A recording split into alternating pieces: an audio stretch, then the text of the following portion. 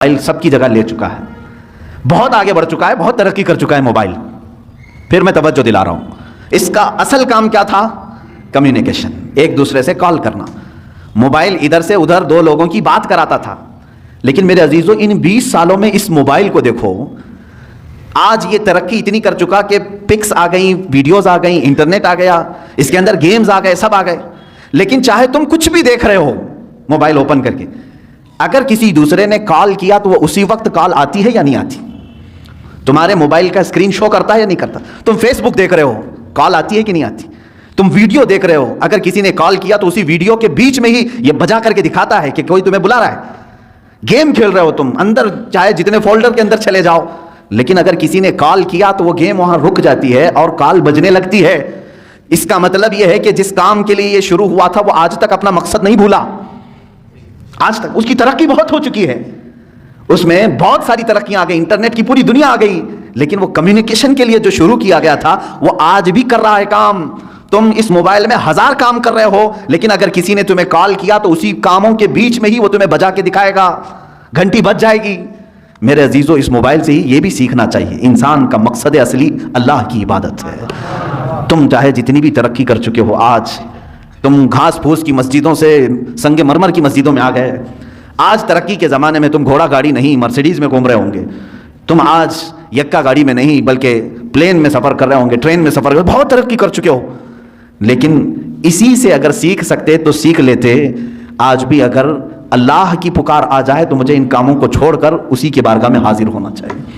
یہ مشین ہے، ایک آلہ ہے، اس مشین نے آج تک اپنا مقصد نہیں فراموش کیا۔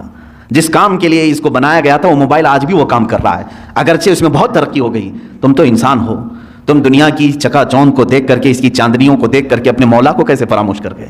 آج جب ہم بات کرتے ہیں تو لوگ یہ کہتے ہیں وہ پہلے کا زمانہ تھا، انہیں کام کاج نہیں تھا، گاڑی گھوڑے کچھ نہیں تھے، اس لیے وہ اللہ اللہ کرتے تھے۔ میرے عزیزو تب تو تف ہے، لعنت ہے، اس مشین سے بھی زیادہ گئے گزرے ہو۔ ہاں وہ اہل اللہ تھے، ان کے زمانے کے تقاضے تھے، اس کے باوجود وہ رب تعالیٰ کی پکار ہوتی تو ضرور حاضر ہوتے، اس لیے کہ انہیں معلوم تھا ہمارا مقصد ہی دنیا میں آنے کا یہ ہے، چاہے میں ترقی کر کے آسمان پر بھی پہنچ جاؤں، چاہے میں ترقی کر کے چاند تک بھی پہنچ جاؤں، لیکن میرا جو مقصد ہے دنیا میں آنے کا وہ میرے مولا کے حضور حاضر ہونا ہے جب وہ مجھے پکارے۔ عزیزان گرامی وقار، آج جن چیزوں نے ہمیں اپنے مقصد سے دور کیا ہے ان چیزوں سے ہی تم سیکھ سکتے تھے۔ موبائل سے کوئی سیکھ نہیں رہا ہے، اس کو استعمال تو کر رہے ہیں، اسی سے سیکھ سکتے تھے۔ آج اللہ رب العزت کے حضور حاضر ہونے کا جو شوق ہونا چاہیے وہ کیوں نہیں ہے؟ اچھا ایک اور بات اسی موبائل سے ہم نے جب تحقیق کیا تو یہ بھی پتہ چلا، جب پڑھتے تھے نا کتابیں، سنتے تھے کہ امام اعظم ابو حنیفہ رضی اللہ تعالیٰ عنہ رات کو کھڑے ہوتے تو صبح تک ایک قرآن ختم کر لیتے تھے۔ 4 ورق پڑھنے نہیں ہوتا آج مسجد میں، 2 ورق پڑھتے ہی بھاگنے کا دل کرتا ہے لوگوں کا۔ 30 پارے ایک رات میں کیسے ہوتے تھے، کیسے وہ پڑھ جاتے تھے، ایک رات میں کیسے پورا ختم قرآن ہوتا تھا؟ بلکہ آج بھی موجود ہیں جو لوگ کثرت سے قرآن پڑھتے ہیں، یقیناً انہیں کوئی تو مزہ ملتا ہوگا تبھی تو پڑھتے ہوں گے، لیکن جب ہم کتابوں میں یہ اور بزرگوں کے بارے میں پڑھتے تھے، حضرت امام مالک رضی اللہ تعالیٰ عنہ کے متعلق بھی ایک بزرگ کے متعلق، میں نام ذہن میں نہیں ہے، فرماتے ہیں کہ وہ کبھی کبھار ایسا ہوتا کہ گھوڑا حاضر کر دیا جاتا سفر کے لیے، گھوڑے پر پیر اٹھاتے ابھی رکھنے کے لیے، اور دوسرا پیر اٹھانے سے پہلے تک وہ پورا ختم قرآن کر جاتے تھے۔ کتنی دیر لگتی ہوگی؟ ہاں یہ اور بات ہے کہ ان اہل اللہ کے لیے اللہ تعالیٰ زمانے کو گھیر دیتا، ان کے لیے قرآن پاک کو اس قدر تیزی سے پڑھنا یا اس میں مو ہو جانا، مشغول ہو جانا، یہ کیسا ہوتا تھا یہ سمجھ میں نہیں آتا تھا، لیکن اب سمجھ میں آنے لگا جب لوگوں کو، نوجوانوں کو گھنٹوں موبائل میں ڈوبے ہوئے ہم دیکھتے ہیں۔ آخر ہے کیا اس کے اندر؟ رات کو لے کر کے بیٹھا ہے تو صبح کے 4 بجنے لگ گئے، اس کو وقت کا احساس ہی نہیں ہوا۔ فلموں کو دیکھ رہے ہیں یا پھر ویڈیو گیمز، ان تمام چیزوں میں جب نوجوان بیٹھے رہتے ہیں تو ان کو وقت کا خیال ہی نہیں رہتا۔ ہو بہو اس لیے کہ تم اس کو دل دے بیٹھے ہو، ان گیمز کو دل دے بیٹھے ہو، اس لیے تمہیں وقت کا احساس نہیں ہو رہا۔ یہ دل اگر قرآن کو دیا ہوتا تو قرآن کے پڑھنے کا بھی تمہیں کبھی اکتاہٹ اور ملال آ ہی نہیں سکتا۔ ایک بزرگ سے سوال کیا گیا، انہوں نے فرمایا، سوال بھی بڑا اچھا ہے، انہوں نے کہا کہ کبھی ایسا ہوتا ہے فلم دیکھنے کے لیے بیٹھے 3 گھنٹے آرام سے بیٹھ جاتے ہیں، 4 گھنٹے کرکٹ دیکھنے کے لیے بیٹھ جاتے ہیں، کبھی کچھ بھی نہیں ہوتا، سکون سے بیٹھ جاتے ہیں۔ مسجد میں پائتی بدلتے رہتے ہیں ادھر سے ادھر، اگر تھوڑی دیر ہم بند کریں تو لوگوں کی بے قراری شروع ہو جائے گی، ادھر جانا ہے ادھر جانا ہے، ادھر آنا ہے ادھر آنا ہے، تھوڑی ہلکی آواز آئے کہ سب ادھر طرف توجہ کریں، یہ کیا مسئلہ ہے؟ ادھر سکون سے بیٹھتا نہیں ہے اور ادھر آرام سے بیٹھا رہتا ہے, وہاں گھنٹوں گزر جاتے ہیں. کیوں ایسا ہے؟ توجہ چاہتا ہوں میرے عزیز. اس بزرگ نے فرمایا یہ اللہ تبارک و تعالیٰ کے بنائے ہوئے نظام ہے میرے عزیز. کیونکہ حدیث پاک میں میرے آقا صلی اللہ علیہ وسلم نے فرمایا 2 راستے ہیں یہاں دنیا میں. بہت خوبصورت راستہ ہے, ایک بہت خوبصورت راستہ ہے, وہ جہنم کا ہے, دوزخ کا ہے. اور ایک بہت ہی کھردرا راستہ ہے, اوبڑ کھابڑ راستہ ہے, وہ جنت کا ہے. شوق تو نہیں ہو رہے ہیں, میں الٹا بول گیا ہوں, حقیقت ہے. دوزخ کا راستہ دنیا میں خوبصورت بنایا گیا ہے لیکن منزل خطرناک ہے, اور جنت کا راستہ کانٹوں بھرا ہے, اوبڑ کھابڑ ہے, لیکن منزل بہت خوبصورت ہے. یہ اللہ کے نبی صلی اللہ علیہ وسلم نے فرمایا. اس بزرگ نے اس کے سوال کا جواب دیا, میاں بات یہ ہے اگر تجھے کانٹوں پر بٹھایا جائے تو کتنی دیر تک تو بیٹھے گا؟ پالتی ادھر سے ادھر پائنتی بدلتا ہی رہے گا, ادھر چبا تو ادھر اٹھا, ادھر چبا تو ادھر اٹھا. یہ بے قراری کانٹوں پر بیٹھنے کی وجہ سے ہے. اور جہنم کے راستے پر جو بیٹھا ہے 4 گھنٹے 5 گھنٹے وہ سکون سے ہی بیٹھے گا, اس لیے کہ دنیا میں اس کے لیے سکون, بظاہر سکون نظر آئے گا.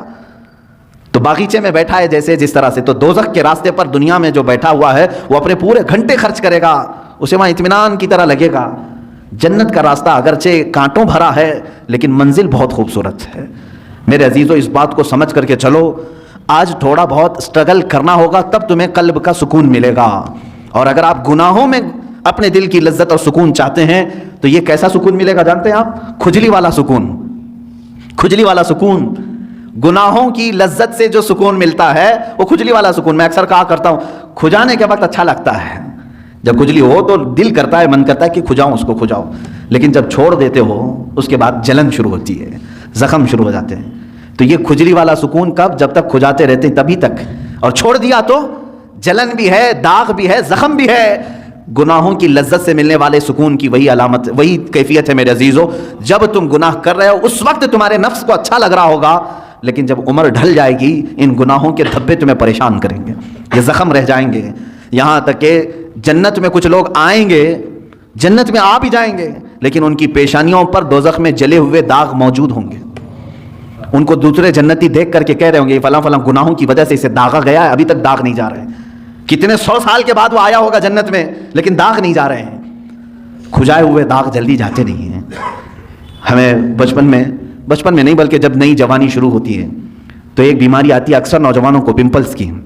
خاص طور پر حکماں جو ہیں علاج, اس کا سب سے بہترین علاج یہی بتاتے ہیں کہ اس کو ہاتھ نہ لگاؤ, بس اسے ناخن نہ لگاؤ, اس کو پھوڑو مت, اس لیے کہ وہ دھبا پیدا کر دیتا ہے. تمہیں بے قراری ہو رہی ہے اور جب تک اس کو نہ نکالوں, حالانکہ وہ بہت خراب تو نہیں لگتا لیکن تمہیں خراب لگنے لگتا ہے, یہ سائیکالوجی ہے.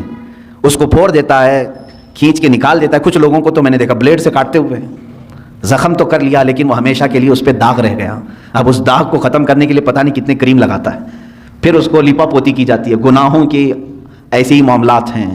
جنہوں نے جوانی میں لطف اٹھائے, لذتیں اٹھائی, اپنے ہاتھوں سے گناہ کیے, اپنے شرمگاہ سے گناہ کیے, اپنی آنکھوں سے گناہ کیے, اپنے زبان سے کیے, چند دنوں کے بعد یہ گناہوں کے دھبے اس طرح سے ہوتے ہیں کہ اللہ رب العزت کی نظر رحمت اس کی طرف نہیں ہوتی ہے, اس کی دعائیں بار اجابت سے نہیں ٹکراتی ہیں. یہ تمام معاملات اس کے اپنے کیے ہوئے ہوتے ہیں. اسی لیے قرآن کہتا ہے ما اصابکم من مصیبت فبما کسبت ایدیکم, جو کچھ بھی مصیبتیں تم پر آتی ہیں یہ تمہارے اپنے ہاتھوں کی کمائی ہے, تم نے اپنے ہاتھوں سے کیا ہے. عزیزان گرامی وقار, اب قلب کے سکون کے لیے تھوڑا اسٹرگل تو کرنا ہوگا.